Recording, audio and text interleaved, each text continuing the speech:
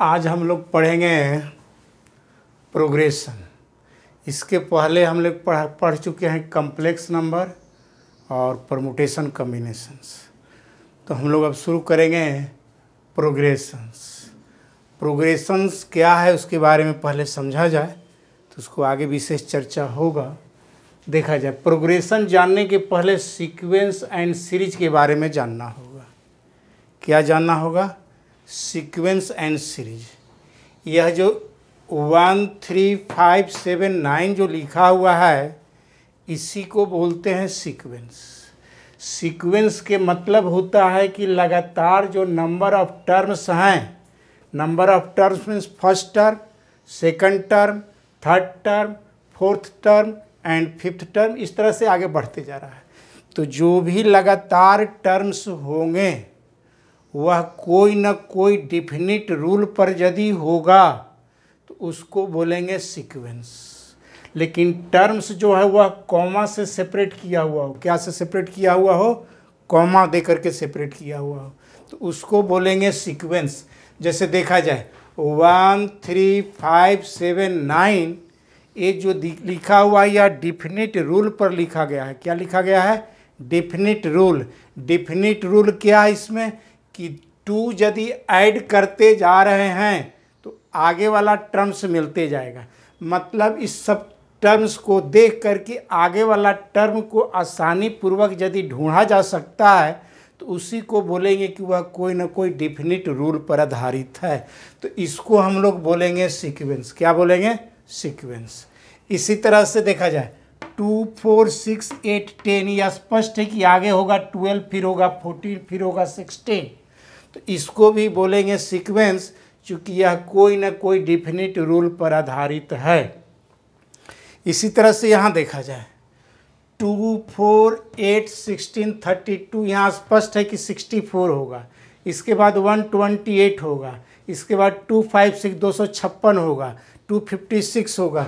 इसका मतलब यह भी डिफिनिट रूल पर आधारित है। डिफिनिट रूल इसमें ये है कि 2 से मल्टीप्लाई यदि करते जा रहे हैं तो आगे वाला टर्म्स प्राप्त होते जा रहा है। तो इसको हम लोग बोलेंगे कि यह भी जो है वह सीक्वेंस है। यह भी सीक्वेंस है। 3 से मल्टीप्लाई करते चलिएगा, आगे वाला टर्म्स प्राप्त होते जाएगा। ये जो है जस्ट इसका ओपोजिट, उल्टा है। ओपोजिट मतलब ऐसा नहीं कि इसको उल्टा कहिए, कहने के मतलब कि 3 है तो 1/3, रिवर्स कहिए इस तरह से। तो यहाँ 1 है तो 1 के नीचे 1 तो छिपा हुआ रह सकता है। यहाँ 3 है तो इसको पलट दिए 1/3। 5 है 1/5, 1/7, 1/9। इसको देख करके स्पष्ट है कि यहाँ 1/11 होगा, 1/13 होगा, 1/15 होगा। मतलब नीचे में डिनोमिनेटर में यदि 2 ऐड करते जा रहे हैं तो आगे वाला टर्म्स प्राप्त होते जाएगा। इसका मतलब यह भी एक सीक्वेंस है।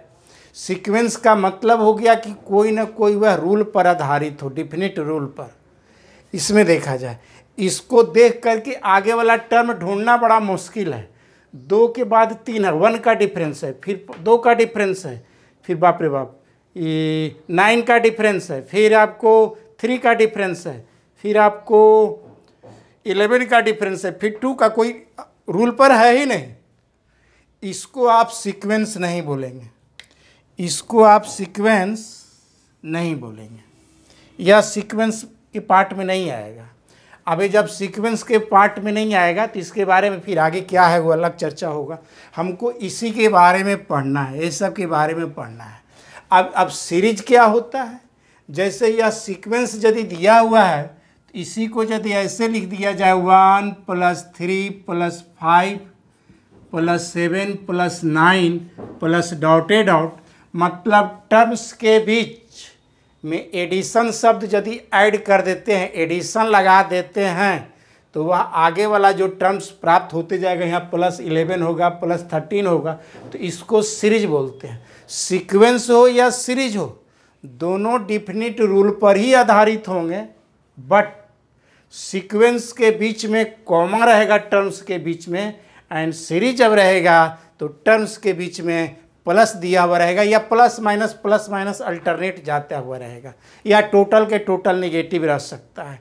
तो इस तरह के हम लोग को, इसको हम लोग बोलते हैं सीरीज प्लस वाले को, और इसको बोलते हैं सीक्वेंस। और दोनों का कंबाइंड नाम है प्रोग्रेशन। क्या नाम है? प्रोग्रेशन। प्रोग्रेशन में आपको सीक्वेंस के भी बारे में जानना है और सीरीज के भी बारे में जानना है। तो प्रोग्रेशन हो, सीक्वेंस हो, सीरीज हो, ये स्पष्ट है कि वह निश्चित रूप से कोई न कोई डिफिनिट रूल पर ही आधारित होगा। बात आप लोग शायद समझ गए होंगे। अब देखा जाए, यह जो सीक्वेंस जो लिखे हैं, यह और यह देखिए क्या है। इसमें सेकंड में से फर्स्ट को, थर्ड में से सेकंड को, फोर्थ में से थर्ड को, फिफ्थ में से फोर्थ को यदि घटा रहे हैं तो डिफरेंस हमेशा इक्वल आ रहा है। मतलब इसमें से इसको घटाएंगे तो डिफरेंस 2 आएगा, इसमें से इसको घटाएंगे तो 2 आएगा, इसमें से इसको डिफरेंस करेंगे तो 2 आएगा, इसमें से इसको डिफरेंस करेंगे तो 2 आएगा। इसका मतलब इसमें भी वैसा ही है, इसमें भी ऐसा ही है, लेकिन इसमें मल्टीप्लिकेशन रूल लागू हो रहा है। तो यह जो फर्स्ट और सेकंड जो लिखा गया है, इसको बोलते हैं हम लोग अर्थमेटिक प्रोग्रेशन। क्या बोलते हैं? Arithmetic progression. अर्थमेटिक प्रोग्रेशन क्या बोलते हैं? Arithmetic progression. तो अर्थमेटिक प्रोग्रेशन का डिफिनेशन क्या होगा? ए सक्सेसिव नंबर ऑफ टर्म्स, लगातार जो नंबर ऑफ टर्म्स हैं, ए successive number of terms such that difference of any term and preceding term is always constant. That means ये लगातार जितने भी टर्म्स हैं, इसको डिफरेंस कीजिए। एनी टर्म को मान लेते हैं कि इस टर्म को डिफरेंस करना है किससे? प्रीसीडिंग टर्म से। प्रीसीडिंग मीन्स ठीक जो टर्म्स है, ठीक उसके पहले वाले टर्म से यदि डिफरेंस करेंगे तो डिफरेंस जो आना चाहिए वो हमेशा कांस्टेंट आना चाहिए। जैसे इन दोनों का डिफरेंस, इसमें से इसको यह करेंगे तो 2 आएगा। फिर इस टर्म को ले लीजिए तो इसके प्रीसीडिंग में a हो जाएगा, इसको जब डिफरेंस करेंगे तो 2 आएगा, इसको भी डिफरेंस इसमें से इसको करेंगे तो 2 आएगा। जब डिफरेंस हमेशा इक्वल आएगा, फिक्स आएगा, कांस्टेंट आएगा, तो उसी को बोलते हैं अर्थमेटिक प्रोग्रेशन। और ये जो डिफरेंस हमेशा आता है उसको बोलते हैं कॉमन डिफरेंस। क्या बोलते हैं? Common difference. Common difference, common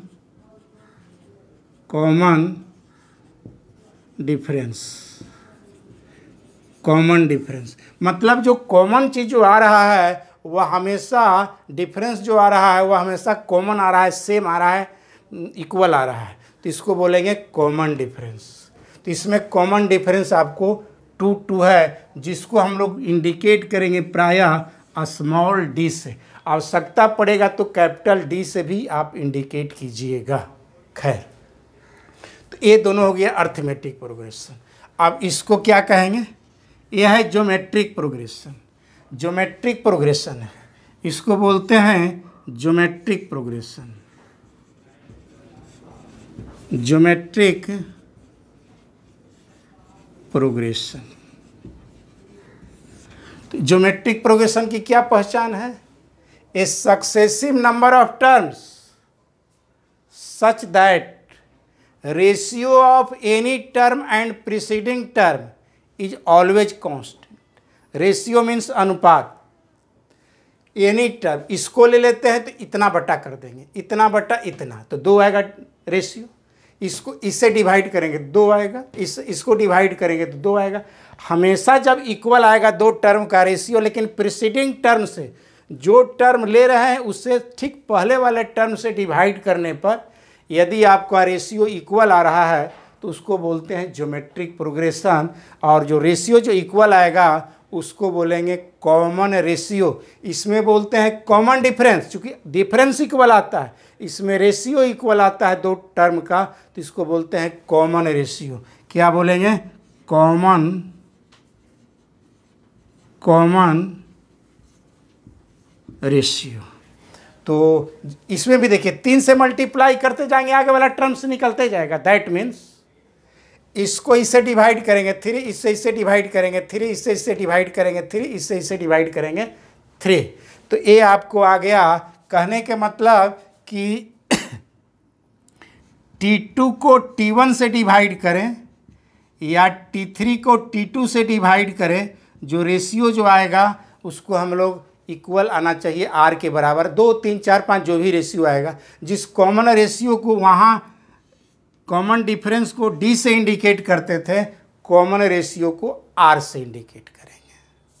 अब इसको देखा जाए, ये जो है जस्ट इसका उल्टा है पहला का।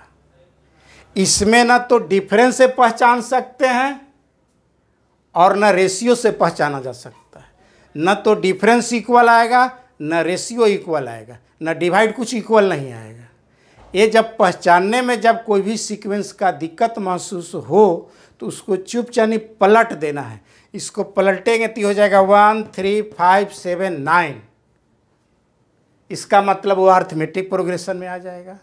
तो हार्मोनिक प्रोग्रेशन जो है, the reciprocal of arithmetic progression is called harmonic progression. इसको उलट देते हैं, यदि पलट देते हैं तो ये हो जाएगा आपको हार्मोनिक प्रोग्रेशन। हार्मोनिक प्रोग्रेशन के डायरेक्ट पहचानने का कोई तरीका नहीं है, कोई रूल नहीं है। उसको उलट दे, पलट दे, इसके बाद यदि वह एपी में आ जाता है, इसका मतलब यह है हार्मोनिक प्रोग्रेशन। क्या है? Harmonic progression. Harmonic progression, harmonic progression. देखा जाए अर्थमेटिक प्रोग्रेशन को हम लोग शॉर्ट में एपी बोला करेंगे, ज्योमेट्रिक प्रोग्रेशन को जीपी बोला करेंगे और हार्मोनिक प्रोग्रेशन को एचपी बोला करेंगे। तो हमारे समझ से आप लोग arithmetic progression, geometric progression and harmonic progression के बारे में कंसेप्ट क्लियर हो चुका होगा। तो अब हम लोग अर्थमेटिक प्रोग्रेशन के बारे में अब हम लोग विशेष चर्चा करेंगे।